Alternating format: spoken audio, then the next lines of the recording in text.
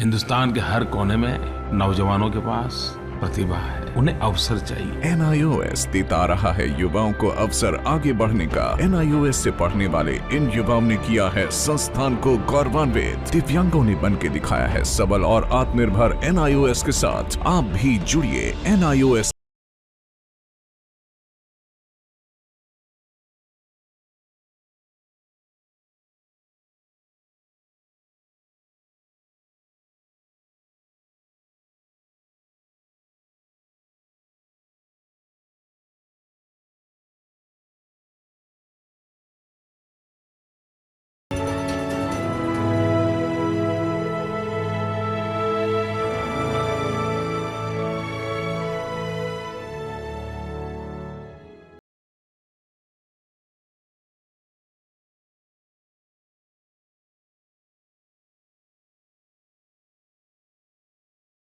in this session of economics at secondary level on the topic agriculture in India. This session is very interactive session because we have also invited our learners from different AIs.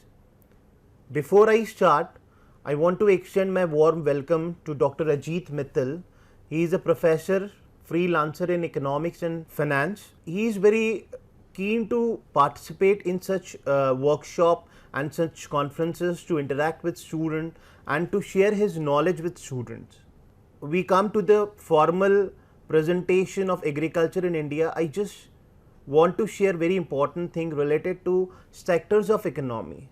We have a very important sector that is a primary sector in economics, and this primary sector, as we know, that India is predominantly an agriculturist country, and agriculture sector is a part of primary sector. Other than agriculture sector, there is another one more important part of primary sector, that is allied activities. Allied activities comprises of horticulture, pisciculture, rearing of animals and many more. But in this session, we are going to discuss only about agriculture in India. So I request our expert of the day and of this program, Dr. Ajit Mittal, to share his views. When we talk about the agriculture in India, we have to know what was the agriculture into the past and what is the present. When we talk about independence of the Indian agriculture, since independence there is a drastic change in agriculture. We were dependent on the other countries, we were importing goods in terms of agriculture, but now today the current scenario is that we are self-sufficient. We do not import now, but we export our agricultural products. When we talk about our subsistence farming, now previously it was done through old machinery, but now we are self-sufficient in technological improvement and in terms of ranking into the world. Now we are into the front ranking while promoting the agriculture products in India. We do not have to import, but we are into the category of exporters nowadays. When we talk about, there are certain facts into the Indian agriculture system, which says that the total geographical area of India in agriculture is around 328 million hectares. Then net area sown is around 142 million hectares, which says the gross cropped area, which used to be 190.8, it comes to around 80%, in which now the fertility of the land that exists. And when we talk about the major crop production, now all the major crops, they have been produced in India, like rice, wheat, coffee, pulses, oil seeds, sugarcane, and into the different category, into the million hectares, if we talk about rice, it is around 89.5 million hectares. If we talk about wheat, it is around 75.6 million hectares. So now when the facts they were there, that since independence, when we were dependent upon the other countries, today we are self-sufficient. We are doing, the farmers, they are indulged into the farming where they have made us self-sufficient. Then when we talk about the total GDP contribution, it is around 24% from the agriculture sector. then it provides food to 1 billion people. Next, it sustains 65% of the population, that helps alleviate poverty. What happens that previously the farmers, there was a discussion that if you earn 32 rupees, you are not below poverty line.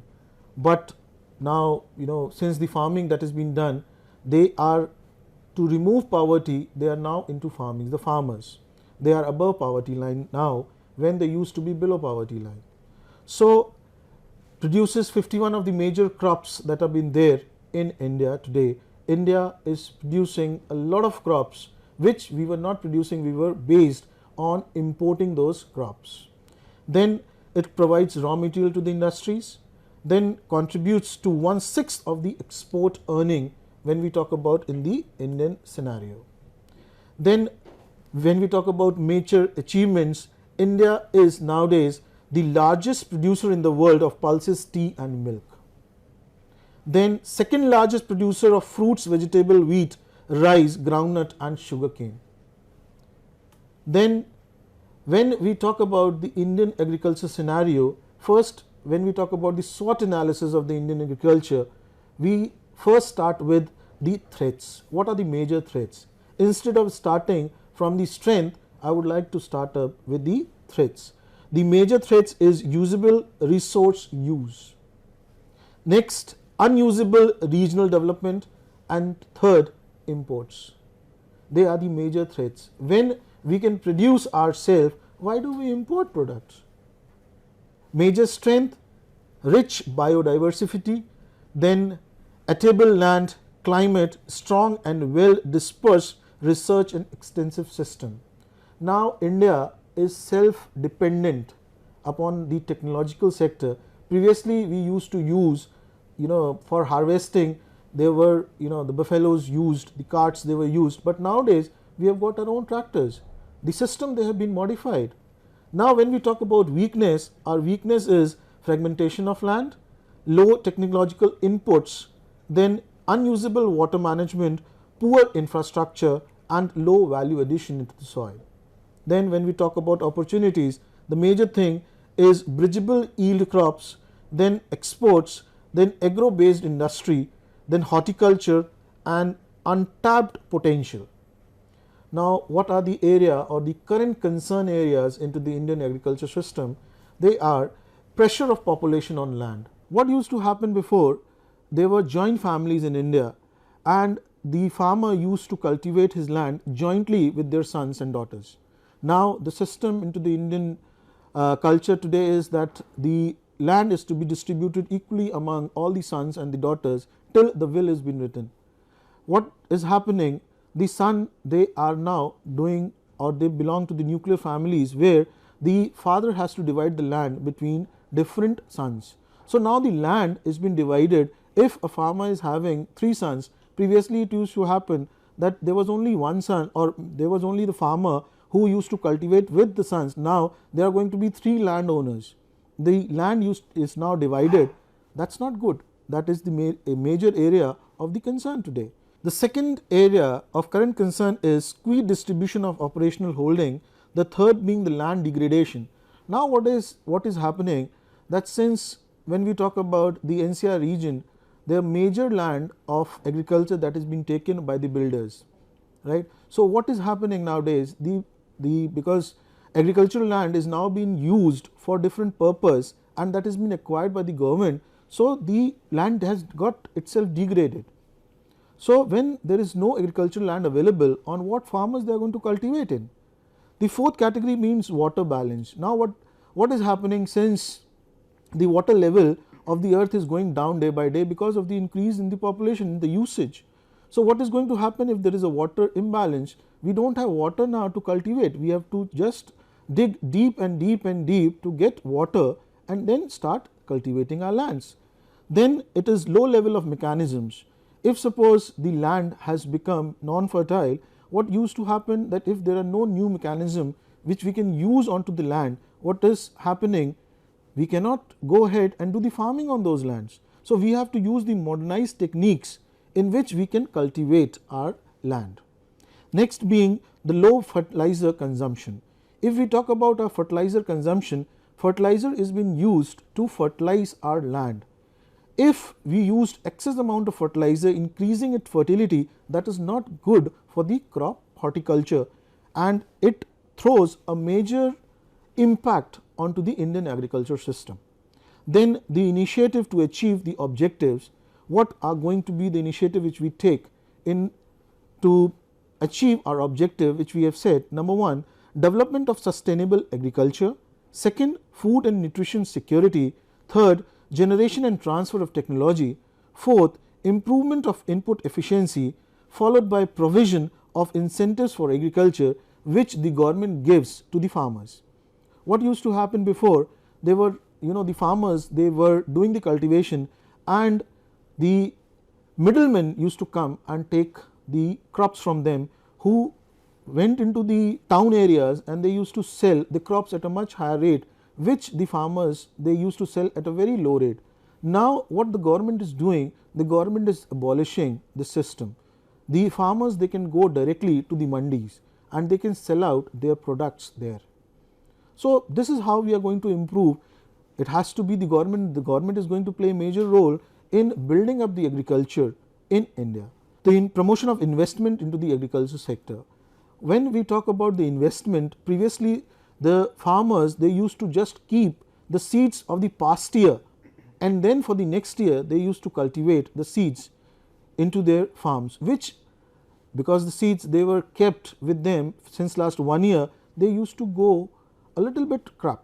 Now what the government is doing, the government is giving them new seeds which they can come up, and then they can utilize those seeds into their land, which can give them a higher rate of crops.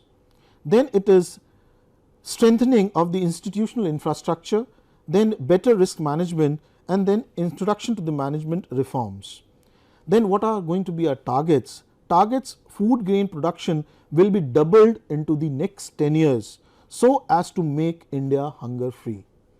If suppose we double our production, still today we are dependent into some crops onto the imports. We are dependent, but into the coming years, when the government has decided that they are going to double their production, we are going to become independent.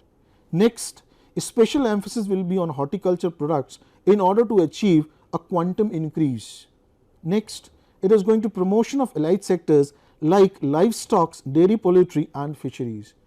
The abolition of the middlemen, that is also taking place, and this is what the government is deciding. Next is production of oil seeds and pulses to be raised substantially. Then what is happening into the current scenario?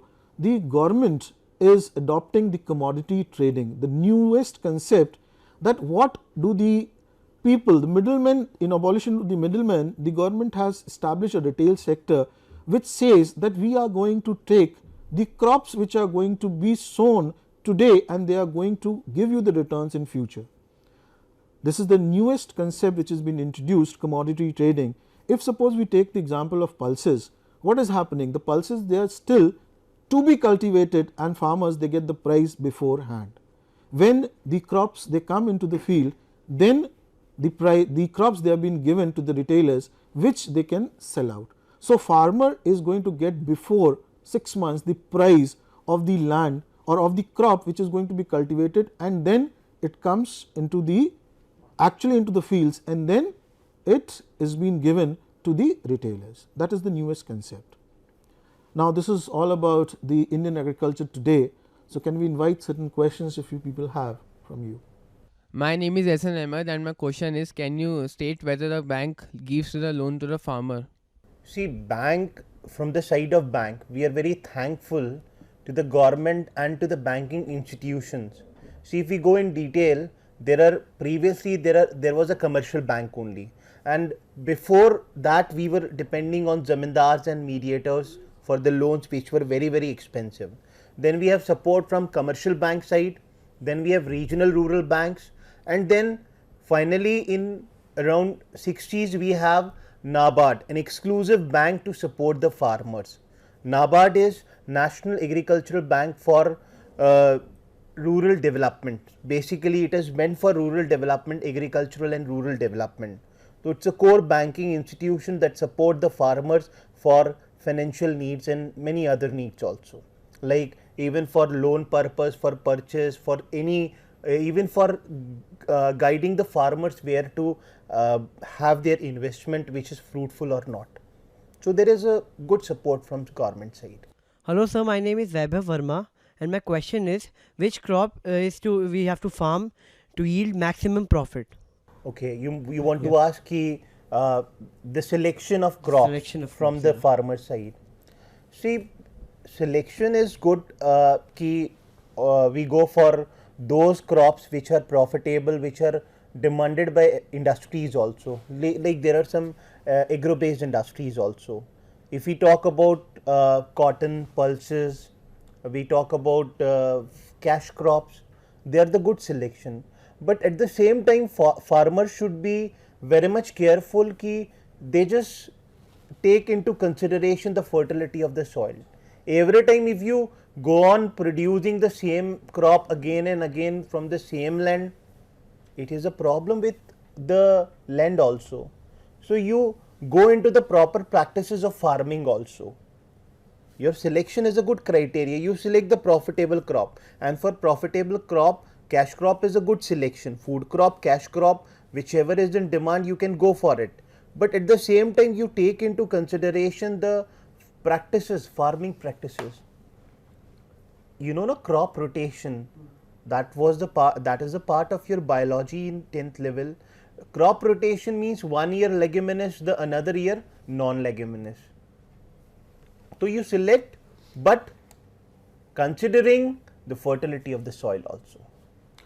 And I want to add, Manish was absolutely correct. I just wanted to add ki, profitability, when we talk about profitability, we have to see the demand. And when we see the demand, the more you grow, the more your dependency upon the import reduces.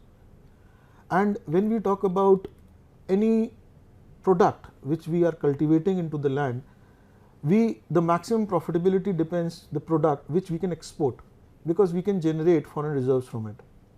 अगर हम foreign reserve वहाँ से generate कर रहे हैं तो हमारी जो balance of payment की situations हैं वो reduce हो जाएंगी, right? So we should think about the crops which have got the export oriented. The demand is there into the foreign countries also, but first of all we have to think about our domestic demand. And recently I want to add one more thing. In Gujarat side, farmers have started to earn the foreign reserve. They have started the plantation or the production of capsicum in different colors also. And even if we go to Rajasthan, the production of strawberry. And if we go to again MP side, Gujarat side, production of mushrooms also. So these are all we are doing to earn the foreign reserve. And this is what this is a investment, this is a selection, this is a, like we can say that, selection of crops also, but at the same time we have to be concerned about our land fertility also. My name is Samyak Jain and the question is, what is the government doing to the farmers in agriculture sector? See, if you talk about the support from the government side to educate and to aware the farmers, it is regarding the fertility of soil. If we see, if we only just educate the farmer ki you just put fertilizer, give NPK rich fertilizer, nitrogen, potassium and phosphorus rich fertilizer. Okay, farmer is doing purchasing from market and just putting ki there should be a good, the result is good, my crops, standing crops are good, they will give good yield, but they are really needed. You just take the sample of your soil, go in laboratory, farmer is supporting, government is supporting for that. There are open laboratories where you can go and get a test of your soil, which type of nutrient is very much essential for the soil. So this sort of help is given by government. From the finance side, financial assistance is given, and sir already added this thing ki they waive up your interest also, principal amount also sometimes, and they will guide you ki where to invest, how to invest, and what are the different crops you can go for cultivation, and regarding the soil conservation, water, water for standing crops, and the supply of water. There are so many things in so many areas government is supporting farmers. And even we say every time used to say हमारा देश भारत एक कृषि प्रधान देश है. India is predominantly an agriculturist country. There, we are thankful to government only कि government is supporting agriculture in every cornerstone activities. It is it is right from the activity, from the cultivation to support, from the finance, from every corner government is supporting. Nowadays, the government is also promoting the private sector to come into the agriculture education to the farmers. There is a company which is called as Mahindra and Mahindra. They have opened up their own agriculture consultancy division in Gujarat. They are saying that we are going to provide the total education to the farmers, that how much manure or how much minerals they are available into the land and how much you have to add, so that your crops, they become, the harvesting time when it comes, they give you the major amount of profits. So they are basically, the government is educating the farmers in terms of increasing their lifestyle of living.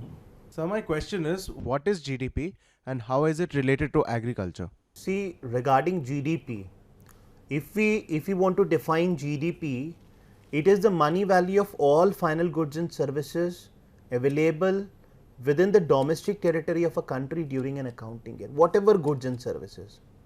Like if I'm using pen, that is also part of GDP, but with special reference to agriculture. Like suppose you are purchasing wheat from the market, so this is the agriculture product. So like there are so many agriculture products, and the money value of all those products which are produced within our domestic territory, it is GDP.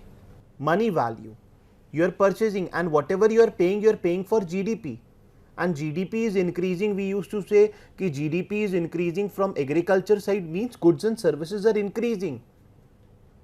And when goods and services are increasing, they are meant for sale in the market, and when they are meant for sale in the market, then their farmers are earning.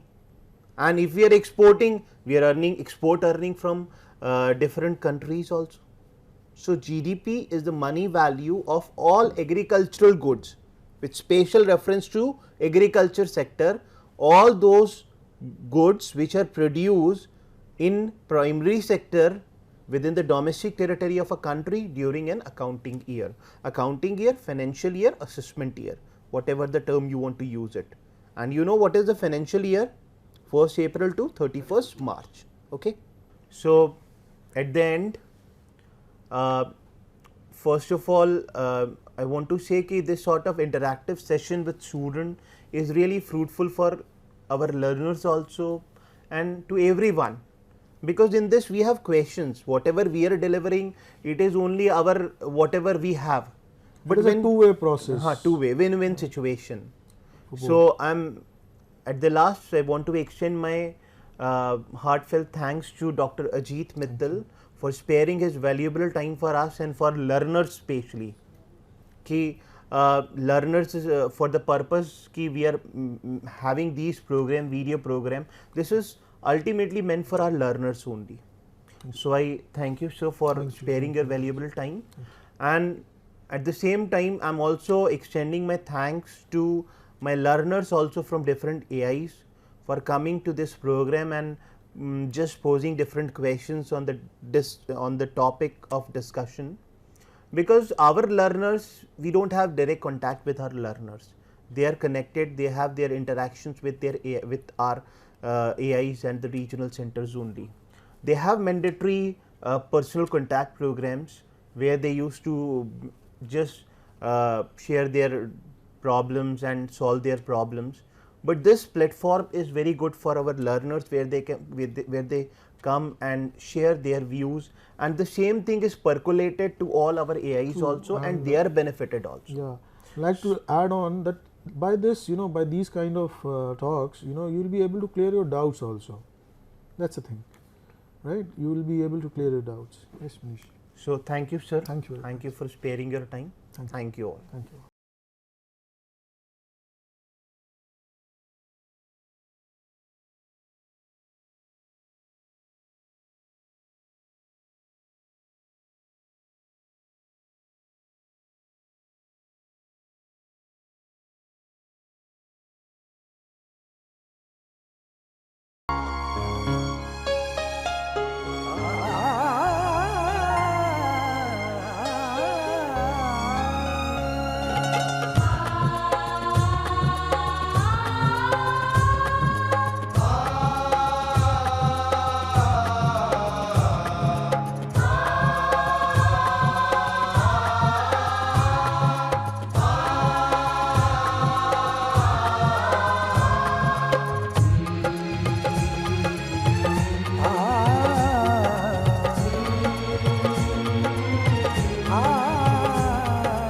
जीवन ये प्रकाशित करने राहों को आलोकित करने,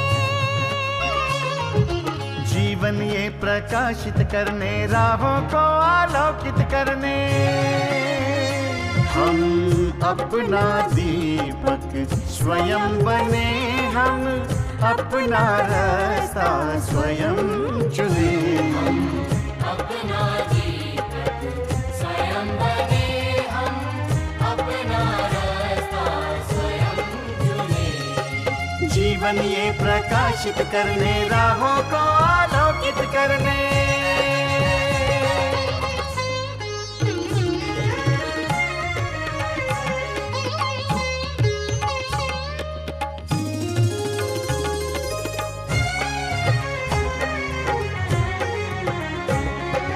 धन साधन समय की सीमा से विद्यालय जो मुक्त हो, धन साधन समय की सीमा से विद्यालय जो मुक्त हो, कभी पढ़े हम कहीं पढ़े वे विषय की लोच से युक्त हो, कभी पढ़े हम कहीं पढ़े वे विषय की लोच से युक्त हो, मित्रों हम उठे और जागे, मंजिल आने की ध्वनि सुने, हम अपना दीपक स्वयं बने, हम अपना रास्ता स्वयं चुने, जीवन ये प्रकाशित करने राहों को आलोकित करने।